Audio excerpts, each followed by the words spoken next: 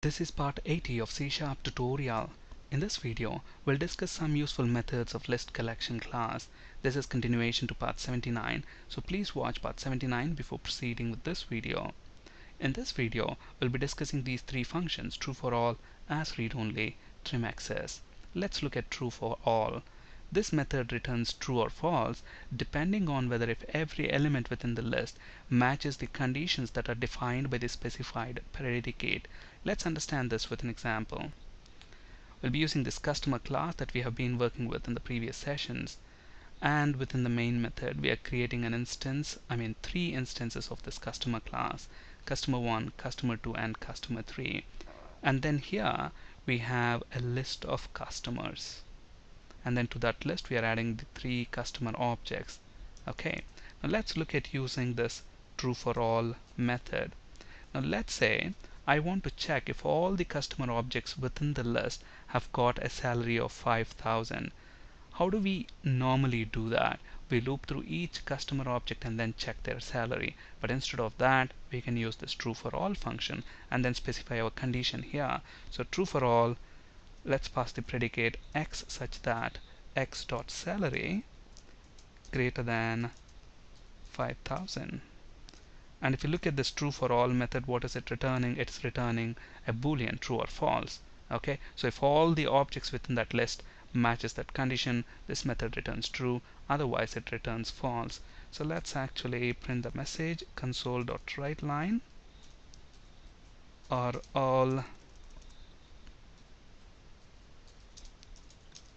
salaries greater than 5,000.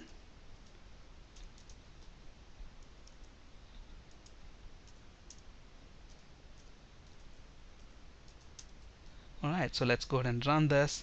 And if you look at the customer objects that we have here, this customer 1 object has got a salary less than 5,000. So not all objects meeting that condition, so it's false. On the other hand, if we say are all salaries greater than 3,000, and then let's change this condition to 3,000. So are all these customer objects having salary greater than 3,000? That's true. So let's go ahead and run this now. True for all should return true. Okay, so very handy method in case if you want to check if all the elements of a collection matches your conditions. Alright, another useful function is this as read only. So this function returns a read only wrapper for the current collection. Now we use this method if we don't want the client code to modify the collection. That is, we don't want the client code to add or remove any elements from that collection. So the read-only collection will not have methods to add or remove items from the collection. You can only read items from this collection. Let's understand this with an example. At the moment, if you look at this list customers, okay, so this collection has got add method.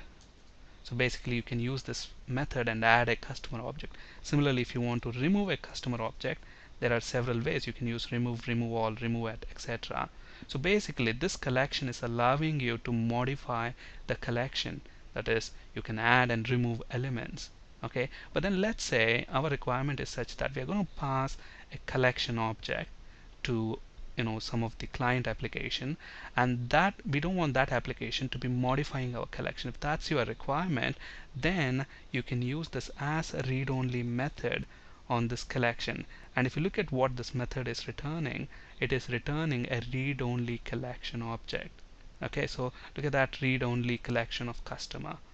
Okay, and if this read only collection class is present in system.object collections.object model namespace, so make sure you have included that namespace. And so what are we getting back? We are getting a read only collection of customer, and maybe let's call this read only customers equals that. And if you look at this collection,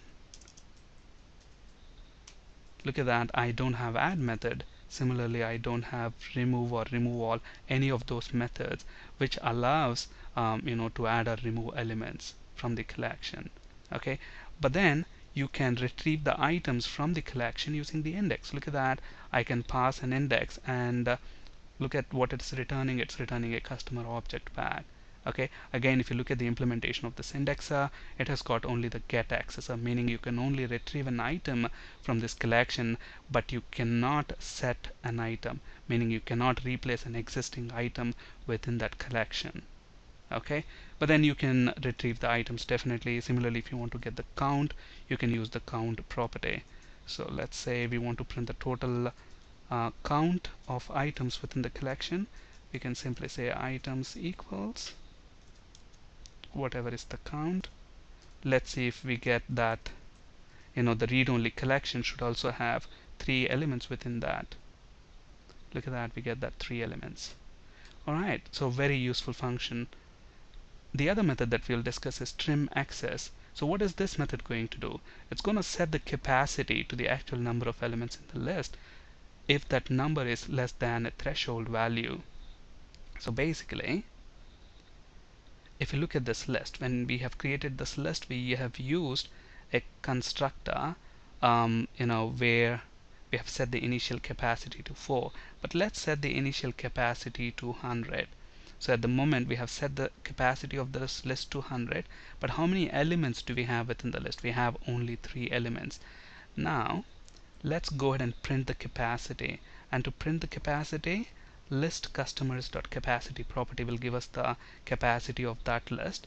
Let's go ahead and print that using console.writeLine, and let's say capacity before trimming, that is before invoking the trim access function. Okay, so let's go ahead and run this now and look at the capacity. So what's capacity? Capacity is 100 at the moment. Okay, now let's invoke trim access function. And what is this method going to do? It's going to set the capacity to the actual number of elements. How many actual number of elements do we have within the list? 3. So it's going to set the capacity to that number after we invoke this function. So capacity after trimming. Let's run this. Look at that. Capacity before trimming is 100, but capacity after trimming is 3. So what is the advantage of invoking this method? This method can be used to minimize a collection's memory overhead if we know that we are not going to add new elements to that collection. But then one thing that we have to keep in mind is the cost of reallocating and copying a large list can be considerable. So basically, what is this trim access function doing here? Here we have set the capacity to 100 while we have only 3 elements within the list. Okay, so when we invoke this trim access, what it has done is it has reallocated and copied all those elements. Okay, so that now the list capacity is only 3. Okay, so this can improve the performance of our application a bit. But then if I have 100, if we have set the capacity to 100, and if we already have 90 elements, and then when we invoke trim access, and if it has to do that reallocation again, then that process will be much expensive than the performance gain that we get. That's why the threshold value at the moment according to MSDN is 90%.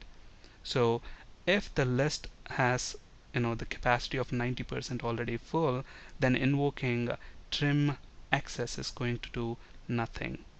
Okay, so that's something that has to be kept in mind, but the threshold of 90% can change in the future. Alright, that's it for today. Thank you for listening. Have a great day.